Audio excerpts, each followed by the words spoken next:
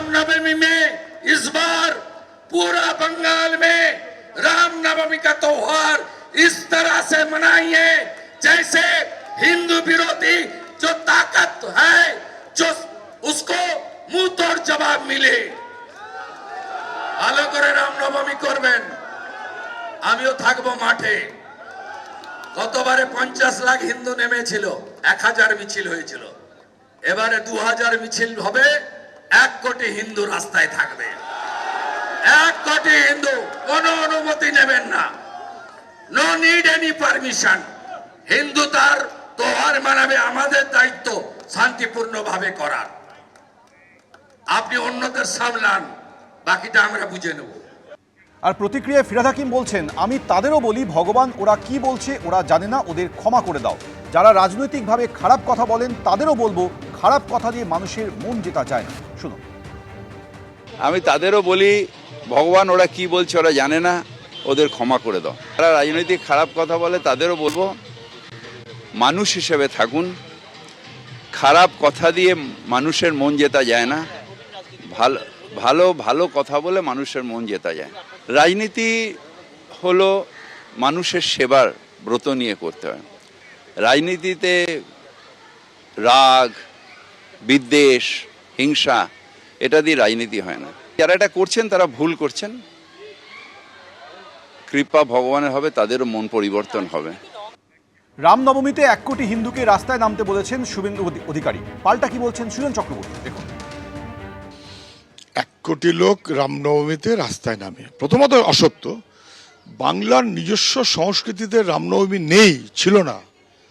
বাংলার নিজস্ব সংস্কৃতিকে সরিয়ে দিয়ে অবাংলার চাপ দাপট এটা কখনো বাংলা মানুষ মেনে নেবে না।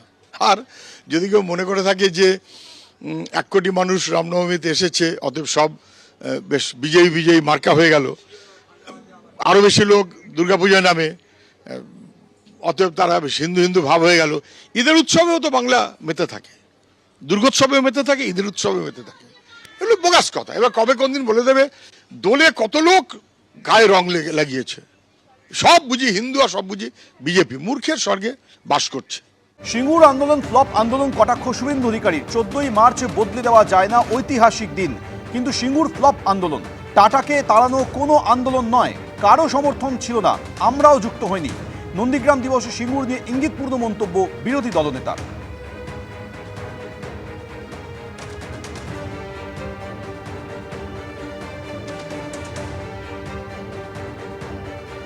14ই মার্চ বদলে দেওয়া যায় না।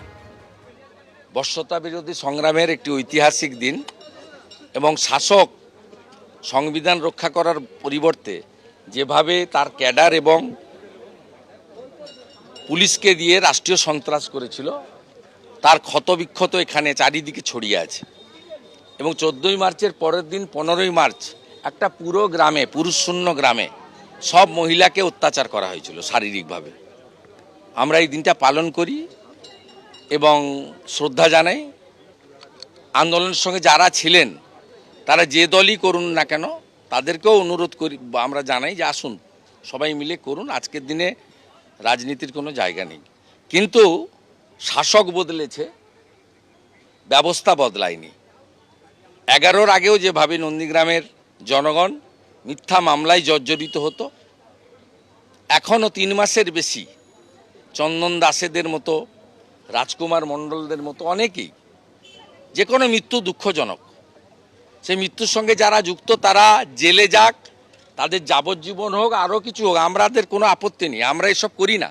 সনাতনীদের শরীরে এসব রক্ত নেই। কিন্তু এই যে ভোটার লিস্ট ধরে ধরে সিপিএম যা করতো, এখানে এখনও সেই ব্যবস্থা চলছে। প্রায় 400-র বেশি মামলা নন্দীগ্রামে মূলত হিন্দুদের উপরে হয়েছে। অত্যন্ত পরিতাপের বিষয় যে শহীদদের উপরে দাঁড়িয়ে সিঙ্গুর তো ফ্লপ আন্দোলন, টাটাকে তাড়ানোটা কোনো আন্দোলন নয়, কারোর সমর্থন ছিল না, আমরাও যুক্ত হইনি।